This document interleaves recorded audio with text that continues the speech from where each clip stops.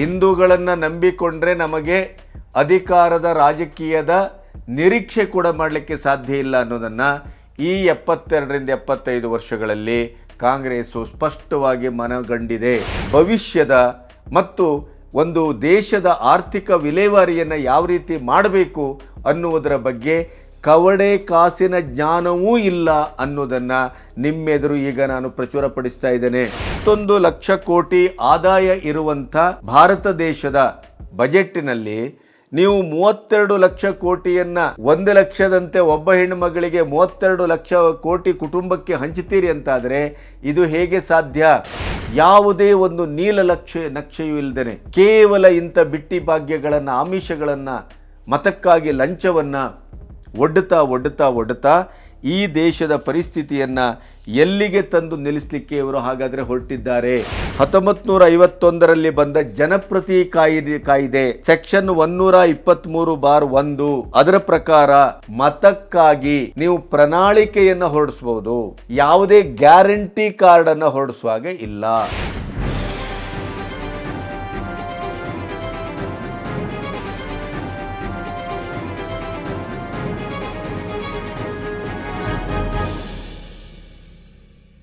ನಮಸ್ತೆ, B Ganapati news ಚಾನಲ್ಗೆ ಸ್ವಾಗತ. ಇಲ್ಲಿಯವರೆಗೆ ನಮ್ಮ ಚಾನಲನ್ನು ಸಬ್ಸ್ಕ್ರೈಬ್ ಮಾಡದೇ ಇದ್ದರೆ ನೀವು ಮತ್ತು ನಿಮ್ಮ ಹಿತೈಷಿಗಳು ಈ ಕೂಡಲೇ ಸಬ್ಸ್ಕ್ರೈಬ್ ಮಾಡಿ ನಮ್ಮ ಸ್ವತಂತ್ರ ಪತ್ರಿಕೋದ್ಯಮಕ್ಕೆ ಬೆಂಗಾವಲಾಗಿ ನಿಲ್ಲಿ. ನಾವು ಎಣಿಸಿದ್ದೆವು 3ನೇ ಬಾರಿ BJP ತನ್ನ ಸ್ವತಂತ್ರ ಬಲದಿಂದ ಹಿಂದೆ 2 ಬಾರಿ ಅಧಿಕಾರಕ್ಕೆ ಬಂದ ಹಾಗೆ ಬಾರದೇ ಇದ್ದಲ್ಲಿ, ಮೋದಿಯವರು 3ನೇ ಬಾರಿ ಪ್ರಧಾನಿಯಾಗಿ ಹ್ಯಾಟ್ರಿಕ್ಕನ್ನು ಸಾಧಿಸದೇ ಇದ್ದಲ್ಲಿ ಈ ದೇಶದಲ್ಲಿ ಆಗುವ ಅನಾಹುತ ಏನು ಅನ್ನುವ ಪ್ರಶ್ನೆಗೆ ನಮ್ಮ ಕಣ್ಣೆದುರು ಇದ್ದದ್ದು ಒಂದೇ ಒಂದು ಕಾರಣ ಏನು ಅಂದರೆ ಸನಾತನ ಧರ್ಮ, ಹಿಂದುತ್ವ, ಹಿಂದೂ ದೇಶ, ರಾಮ, ಕೃಷ್ಣ ಈ ಥರದ ನೆಲೆಗಟ್ಟು ಸಂಪೂರ್ಣವಾಗಿ ಧ್ವಂಸ ಆಗಲಿಕ್ಕಿದೆ.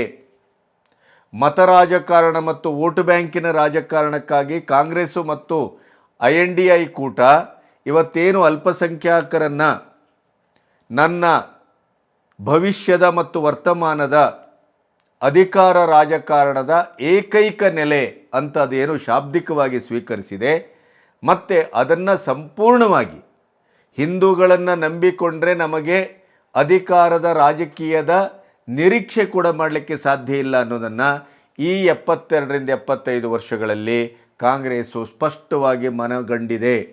ಆ ಕಾರಣಕ್ಕಾಗಿಯೇ ನೇರ ಅಲ್ಪಸಂಖ್ಯಾತರ ಓಲೈಕೆ, ಅವರ ತುಷ್ಟೀಕರಣ ಮತ್ತು ಅವರ ಕೇಂದ್ರೀಕೃತವಾದಂಥ ತನ್ನ ರಾಜಕೀಯ ಅಜೆಂಡವನ್ನು ನಿರೂಪಿಸಿಕೊಂಡಿದೆ. ಆ ಕಾರಣಕ್ಕಾಗಿ ಈಗಾಗಲೇ ಮುಸ್ಲಿಂ ಮೂಲಭೂತವಾದಿಗಳು 2050ರಲ್ಲಿ ನಾವು ಮುಸ್ಲಿಂ ಇಂಡಿಯಾ ಮಾಡ್ತೇವೆ ಅಂತ ಏನು ಹೊರಟಿದ್ದಾರೆ, ಒಮ್ಮೆ ಹಾಗಾದರೂ ಕೂಡ ಅಲ್ಲಿಯೂ ನಾವು ಅಧಿಕಾರದ ಜೆಂಡಾವನ್ನು ಹಾರಿಸಲೇಬೇಕು. ಆದ್ದರಿಂದ ಈಗಲೇ ನಾವು ಆ ತಯಾರಿಯನ್ನು ಮಾಡಿಕೊಂಡಿದ್ದೇವೆ. ನಿಮ್ಮ ಹಿಂದೂಗಳ ಒಂದು ಧ್ರುವೀಕರಣದ ಸಾಧ್ಯತೆಗಳು ಅದು ಸಾವಿರಾರು ವರ್ಷಗಳಿಂದಲೂ ಆಗಿಲ್ಲ, ಈಗಾಗುವ ಸಾಧ್ಯತೆಯೂ ಇಲ್ಲ. ಅದೇ ನಾವು ಅಲ್ಪಸಂಖ್ಯಾತರನ್ನು ಓಲೈಸ್ತಾ ಮುಂದುವರೆದು ಅವರ ವಿಶ್ವಾಸವನ್ನು ಪಕ್ಕಾ ಗಳಿಸ್ಕೊಂಡಲ್ಲಿ ಅವರ ಮತದ ಧ್ರುವೀಕರಣ ಆಗತ್ತೆ ಅನ್ನೋದಕ್ಕೆ 136 ಸೀಟನ್ನು ಗೆದ್ದ ಕಾಂಗ್ರೆಸ್ಸಿನ ಕರ್ನಾಟಕ ರಾಜ್ಯದ ಪ್ರಯೋಗ ಯಶಸ್ವಿಯಾದಂಥ ಹಿನ್ನೆಲೆಯಲ್ಲಿ ಈ ಒಂದು ರೀತಿಯ ಒಂದು ಹೊಸ ಮೆಥಡಾಲಜಿಯನ್ನು ಕಾಂಗ್ರೆಸ್ ಕಂಡುಕೊಂಡಿತ್ತು. ಆದರೆ ಅದು ಪ್ರತಿಪಕ್ಷದವರಿಗೆ ಅದು ಅರ್ಥ ಆಗಲಿಲ್ಲ. ಈ ಹೊತ್ತಿನಲ್ಲಿ ನಾವು ಏನು ಅಂದ್ಕೊಂಡೆವು, ಒಮ್ಮೆ ಮೋದಿಯವರು ಅಧಿಕಾರಕ್ಕೆ ಬಾರದೇ ಇದ್ದಲ್ಲಿ ಈ ಒಂದು ದೇಶ ತನ್ನ ಸನಾತನವಾದಂಥ ಒಂದು ಧರ್ಮ ಸಂಸ್ಕೃತಿಯನ್ನು ಸಂಪೂರ್ಣವಾಗಿ ಕಳ್ಕೊಳ್ತದೆ. ಆ ಭೀತಿ ನಮ್ಮನ್ನು ಕಾಡ್ತಾ ಇತ್ತು. ಆದರೆ ನೆನಪಿಡಿ, ಅದಕ್ಕಿಂತ ಭಯಾನಕವಾದಂಥ ಒಂದು ಭೀತಿಯನ್ನು ಈ ದೇಶ ಎದುರಿಸ್ತಾ ಇತ್ತು.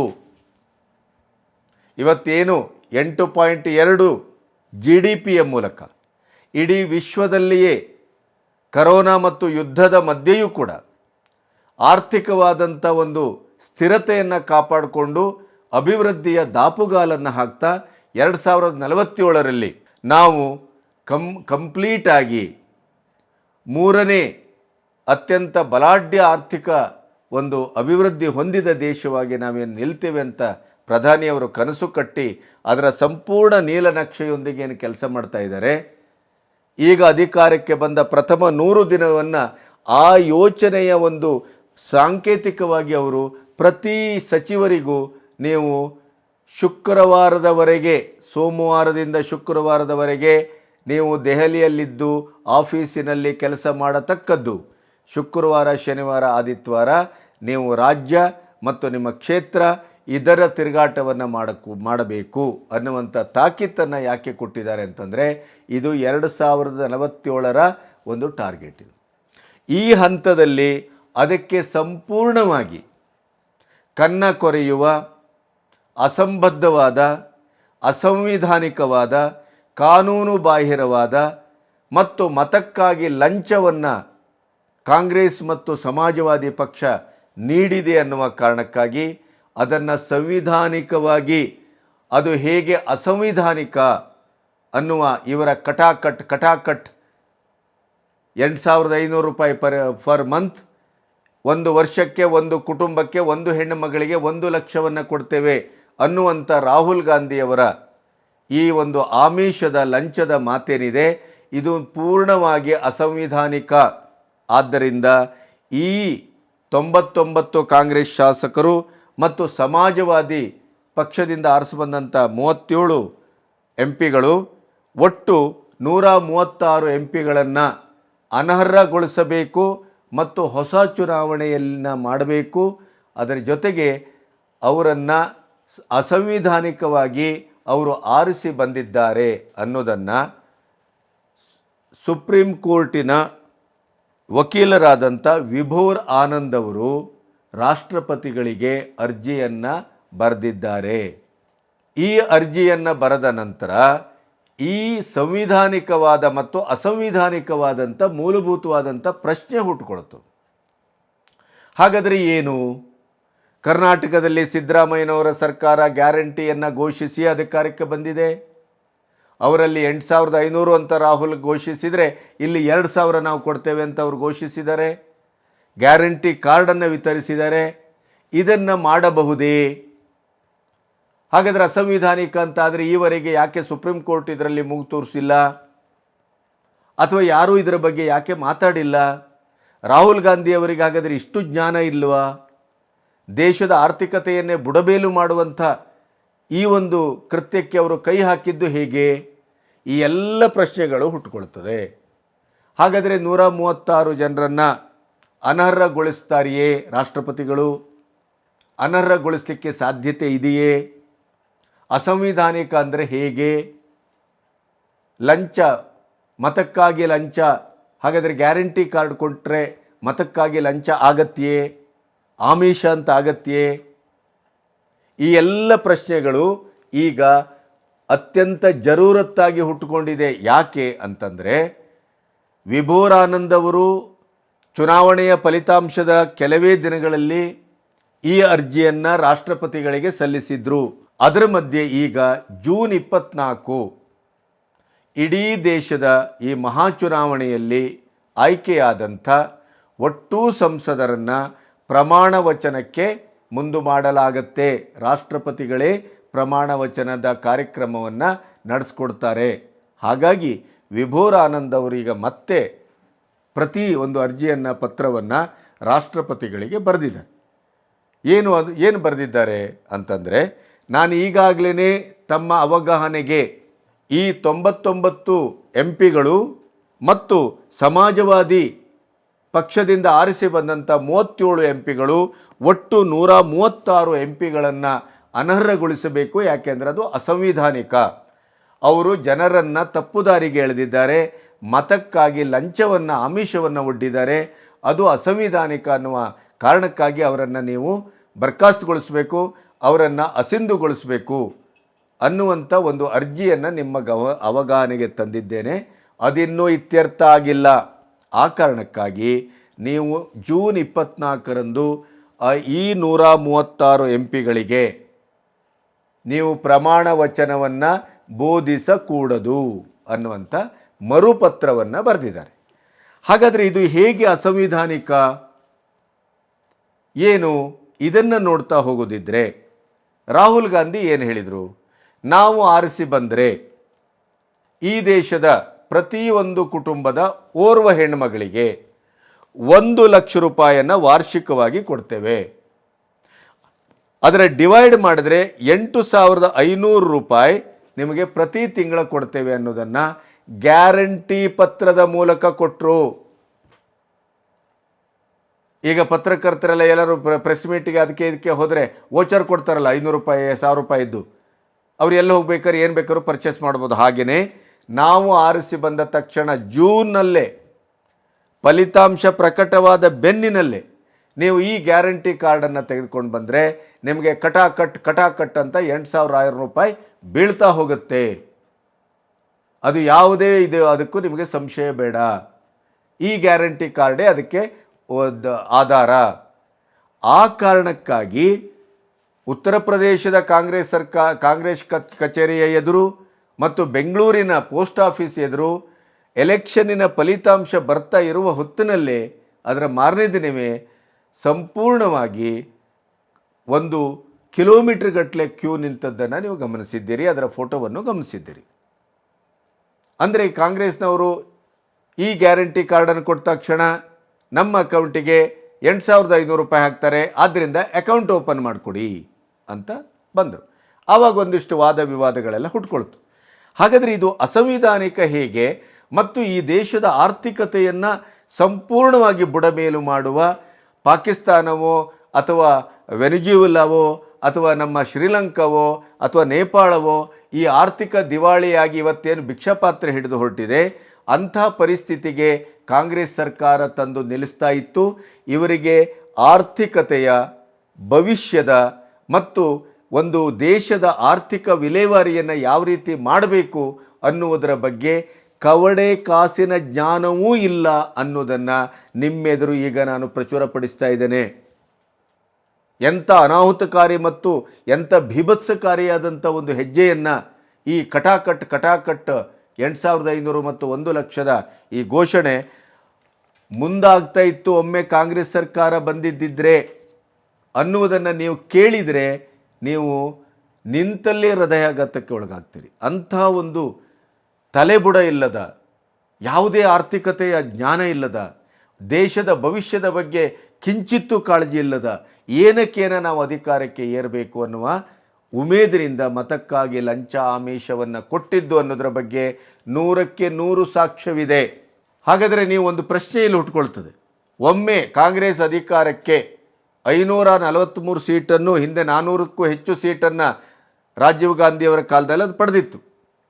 ಅಂಥ ಒಂದು ಅಭೂತಪೂರ್ವವಾದಂಥ ವಿಜಯವನ್ನು ಒಮ್ಮೆ ಹೊಂದಿದ್ದರೂ ಕೂಡ ಕಾಂಗ್ರೆಸ್ಸು ರಾಹುಲ್ ಗಾಂಧಿ ಹೇಳಿದ ಹಾಗೆ ಈ ಕಟಾಕಟ್ 1 ಲಕ್ಷವನ್ನು ಕೊಡಲಿಕ್ಕೆ ಸಾಧ್ಯವಿತ್ತೇ ಅನ್ನುವ ಪ್ರಶ್ನೆ ಬಂದರೆ ಖಂಡಿತವಾಗಿಯೂ ಸಾಧ್ಯವಿಲ್ಲ.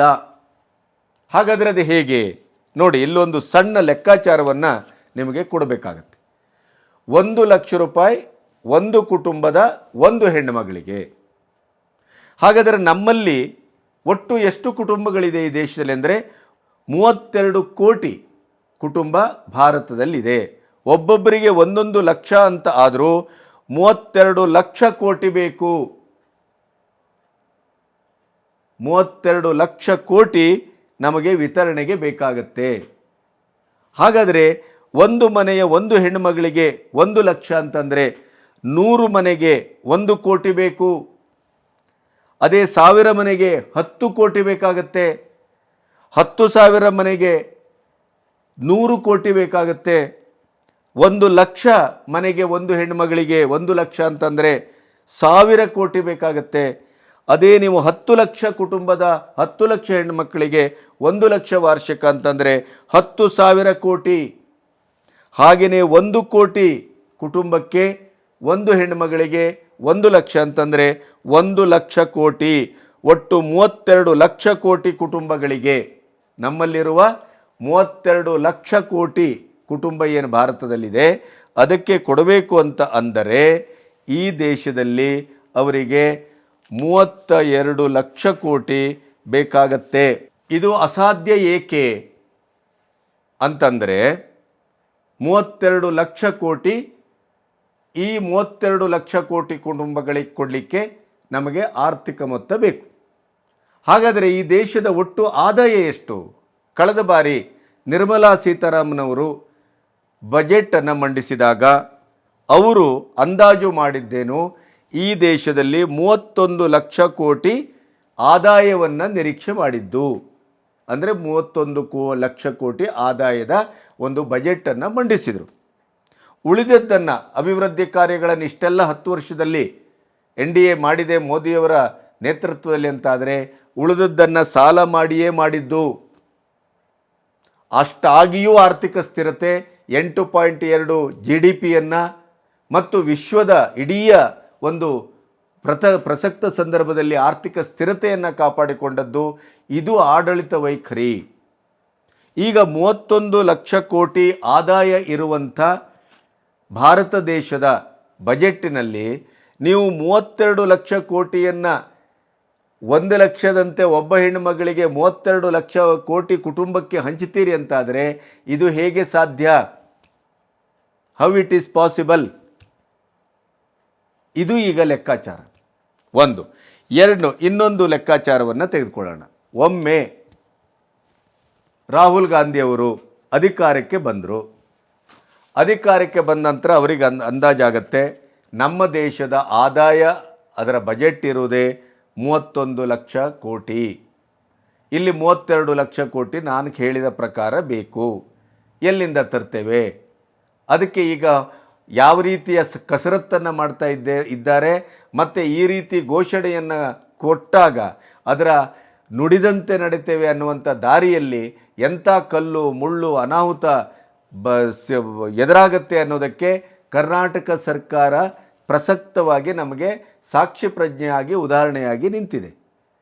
ಇದರ ಮಧ್ಯೆ ಇವರು ಯೋಚನೆ ಮಾಡ್ತಾರೆ ಇದು ಆಗೋಗದೇ ಇದ್ದದ್ದು.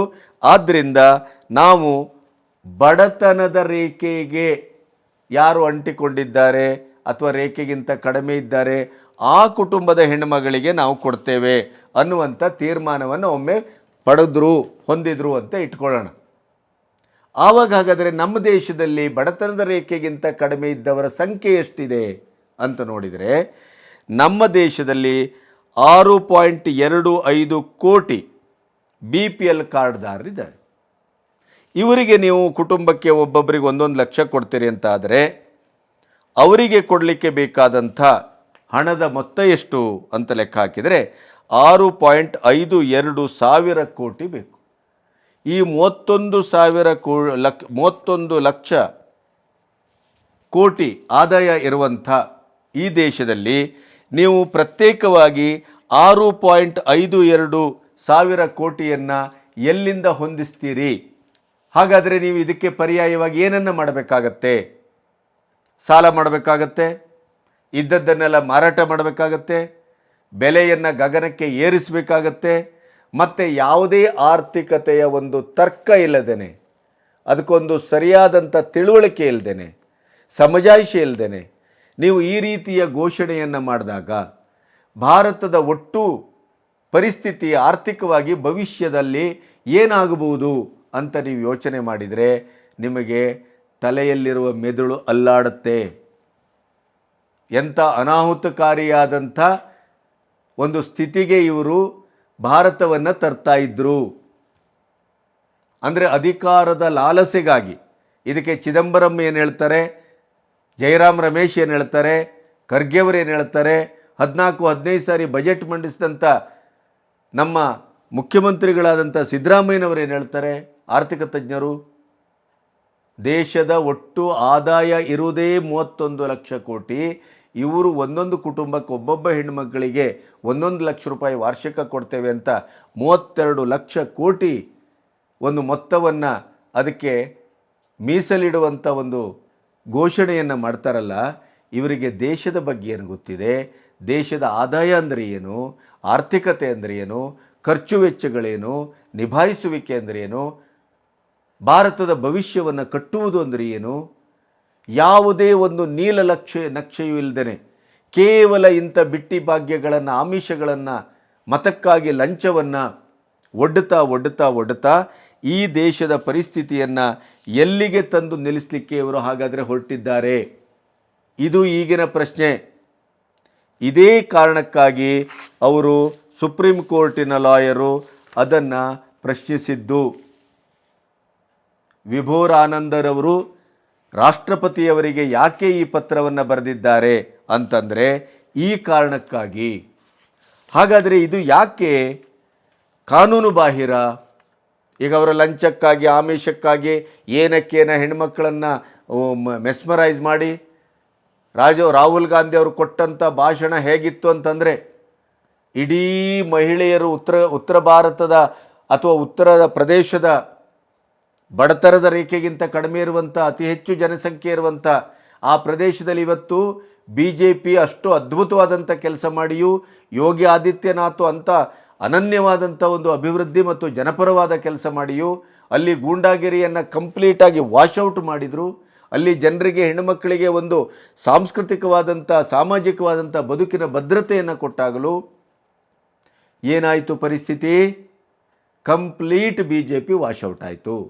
ಹಾಗಾದರೆ ಯಾಕೆ ಅಂದರೆ ಕೇವಲ ಕಟ್ ನಾವು ಆರಿಸಿ ಬರ್ತೇವೆ, ನಿಮಗೆ ಪ್ರತಿ ಹೆಣ್ಣು ಮಗಳಿಗೆ ಒಂದು ಕುಟುಂಬಕ್ಕೆ 1 ಲಕ್ಷ ರೂಪಾಯಿಯನ್ನು ಕೊಡ್ತೇವೆ, 8,500 ನಿಮ್ಮ ಖಾತೆಗೆ ಜಮಾ ಆಗತ್ತೆ ಅನ್ನುವಂಥ ಈ ಇಡೀಯದಾದಂಥ ಕನಸನ್ನು, ಕೈಕಾಲಿಲ್ಲದ ಕನಸನ್ನು, ನೆಲೆಯಿಲ್ಲದ ಕನಸನ್ನು, ಭಾರತವನ್ನು ಬರ್ಬಾದ್ ಮಾಡುವಂಥ ಕನಸನ್ನು ಎಷ್ಟು ಚಂದವಾಗಿ ಹಂಚಿದರು ಅಂದರೆ, ಅವರು ಎಲೆಕ್ಷನಿನ ಫಲಿತಾಂಶ ಬಂದ ತಕ್ಷಣ ಎಲ್ಲ ಕಡೆ ಕ್ಯೂ ನಿಂತರು. ಗ್ಯಾರಂಟಿ ಕಾರ್ಡ್ ಕೊಟ್ಟಿದ್ದಾರೆ, ನಮಗೆ ದುಡ್ಡು ಕೊಡಿ ಅಂದ್ರೆ ಅಷ್ಟರ ಮಟ್ಟಿಗೆ ಅವರನ್ನು ಮೆಸ್ಮರೈಸ್ ಮಾಡಿದರು. ಇದನ್ನು ವಿಭೋರ್ ಆನಂದ್ ಪ್ರಶ್ನಿಸಿದ್ದಾರೆ. ಇದು ಸರಿಯಾದ ಕ್ರಮ ಅಲ್ಲ, ಇದು ಅಡ್ಡದಾರಿ, ಇದು ಕಾನೂನಿನ ಹೊರತಾದದ್ದು. ಸಂವಿಧಾನವನ್ನು ರಕ್ಷಿಸ್ತೇವೆ ಅಂತ ಪಾಕೆಟ್ ಸಂವಿಧಾನವನ್ನು ಇಡೀ ದೇಶಾದ್ಯಂತ ಹಿಡ್ಕೊಂಡು ತಿರುಗಾಡಿದಂಥ ಇದೇ ರಾಹುಲ್ ಗಾಂಧಿ ಅಸಂವಿಧಾನಿಕವಾಗಿ ಲಂಚ ರುಷುವತ್ತನ್ನು ಕೊಟ್ಟು ಜನರನ್ನು ಹಾದಿ ತಪ್ಪಿಸಿ ಅವರು ಆಯ್ಕೆಯಾಗಿದ್ದಾರೆ. ಆದ್ದರಿಂದ 136 ಜನರನ್ನು ಅನರ್ಹಗೊಳಿಸಿ ಅಂತ ಹೇಳಿದ್ದಾರೆ. ಹೇಗೆ ಹಾಗಾದರೆ ಅಂತಂದರೆ 1951ರಲ್ಲಿ ನಮ್ಮಲ್ಲಿ 47ಕ್ಕೆ ಸ್ವಾತಂತ್ರ್ಯ ಸಿಗ್ತದೆ. 1952ರಲ್ಲಿ ಮೊದಲ ಚುನಾವಣೆ ಆಗತ್ತೆ.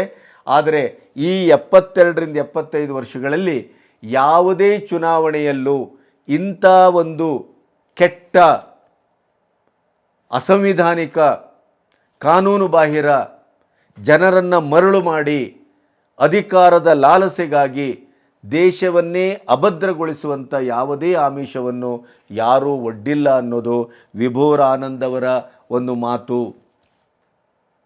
ಆದ್ದರಿಂದ ಇದು ಅತ್ಯಂತ ಕಾನೂನಿಗೆ ವಿರುದ್ಧವಾಗಿದೆ, ಅಸಂವಿಧಾನಿಕವಾಗಿದೆ ಅಂತ ಅವರು ಪ್ರತಿಪಾದಿಸಿದ್ದಾರೆ. ಹೇಗೆ ಅಂತಂದರೆ 1951ರಲ್ಲಿ ಬಂದ ಜನಪ್ರತಿ ಕಾಯ್ದೆ ಸೆಕ್ಷನ್ 123(1) ಅದರ ಪ್ರಕಾರ ಮತಕ್ಕಾಗಿ ನೀವು ಪ್ರಣಾಳಿಕೆಯನ್ನು ಹೊರಡಿಸ್ಬೋದು, ಯಾವುದೇ ಗ್ಯಾರಂಟಿ ಕಾರ್ಡನ್ನು ಹೊರಡಿಸುವಾಗ ಇಲ್ಲ.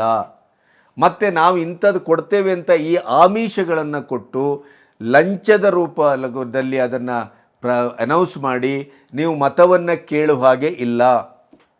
ಇದು ಸ್ಪಷ್ಟವಾಗಿ ಸಂವಿಧಾನದ ಮತ್ತು ಜನಪ್ರತಿನಿಧಿ ಕಾಯ್ದೆಯ ಉಲ್ಲಂಘನೆ.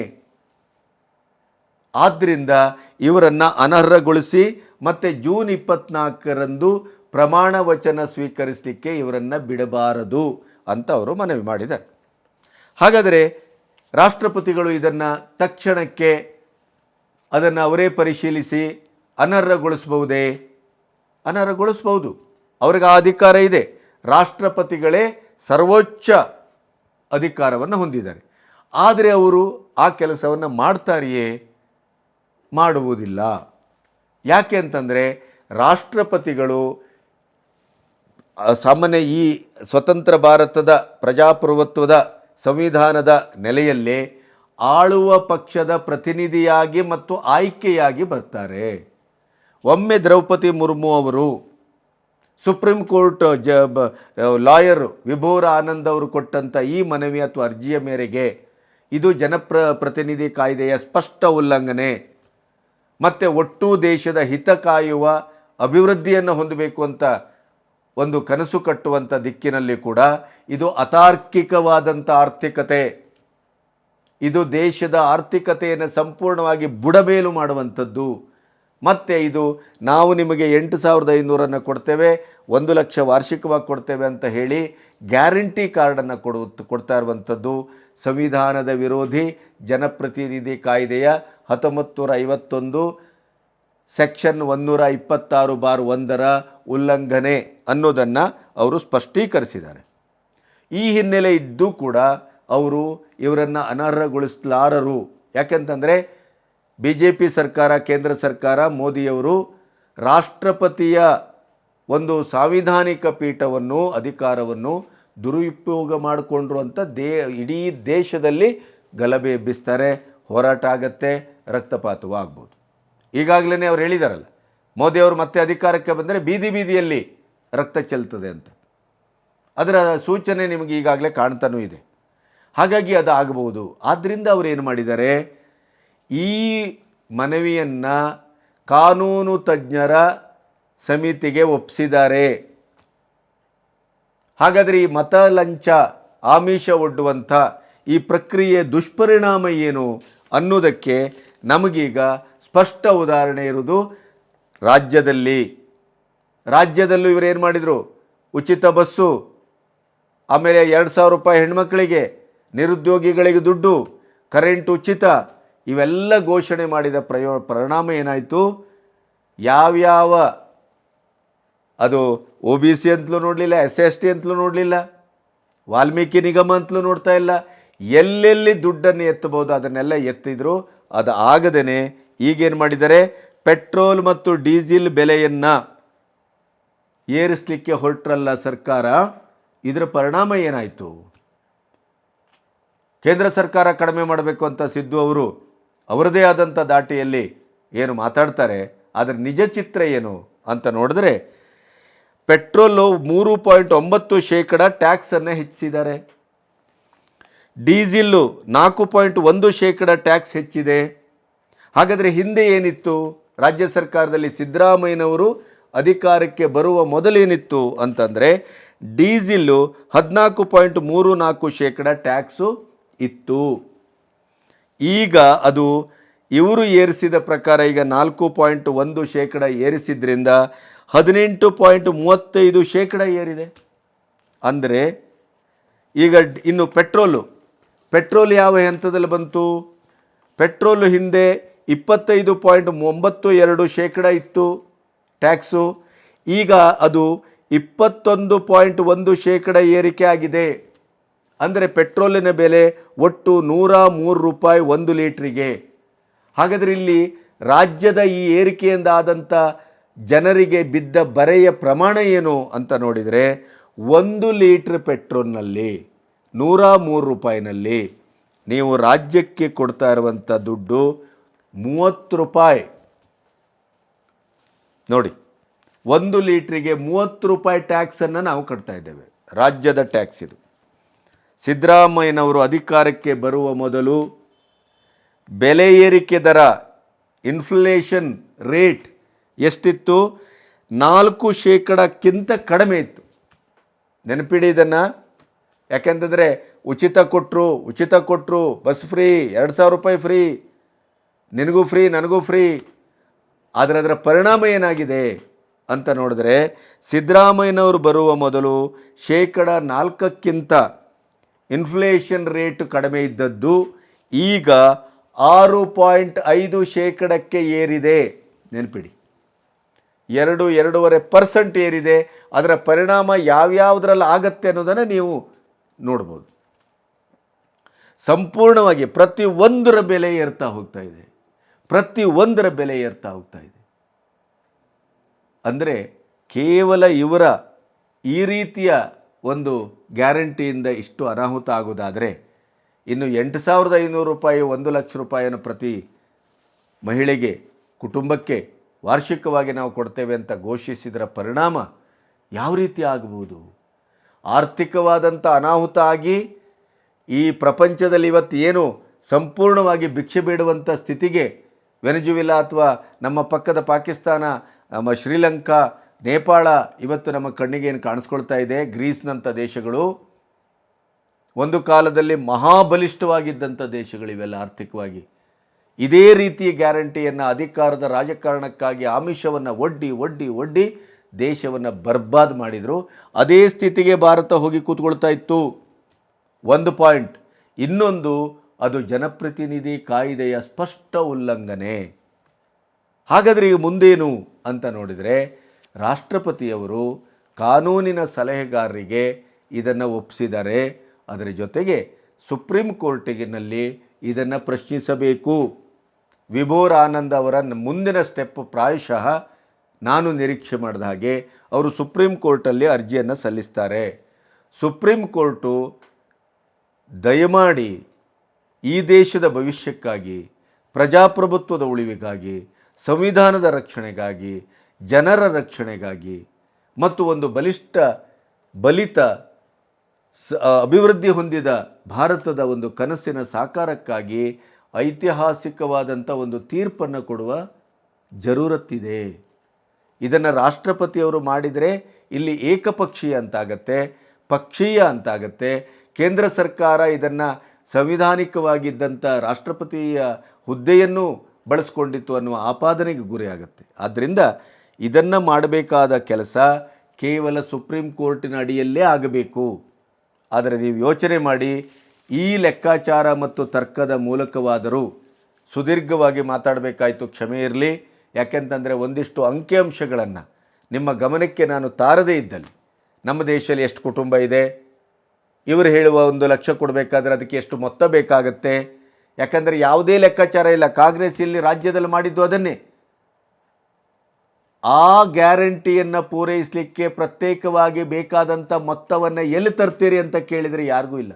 ಮತ್ತು ಎಂಥ ಉದ್ದಟತನ ಅಂತಂದರೆ, ರಾಹುಲ್ ಗಾಂಧಿಗೆ ಒಂದು ಪ್ರಶ್ನೆ ಕೇಳ್ತಾರೆ, ನೀವು ಎಲ್ಲಿಂದ ಮೊತ್ತವನ್ನು ತರ್ತೀರಿ, ಎಲ್ಲಿಂದ ಹಣಕಾಸನ್ನು, ಇಷ್ಟು ದೊಡ್ಡ ಮೊತ್ತವನ್ನು ಎಲ್ಲಿಂದ ಒದಗಿಸ್ತೀರಿ ಅಂತ ಕೇಳಿದ್ರೆ, ಹಾಗಾದರೆ ಬಿಡಿ 2 ಲಕ್ಷ ಕೊಡೋಣ, 32 ಲಕ್ಷ ಕೋಟಿ 1 ವರ್ಷಕ್ಕೆ ಬೇಕು, 1 ಲಕ್ಷದಂತೆ ಅಂದರೆ. ಆದರೆ ಇವರು ಉದ್ದಟತನದ ಹೇಳಿಕೆಯನ್ನು ನಗನಗ್ತಾ ಕೊಡ್ತಾರೆ.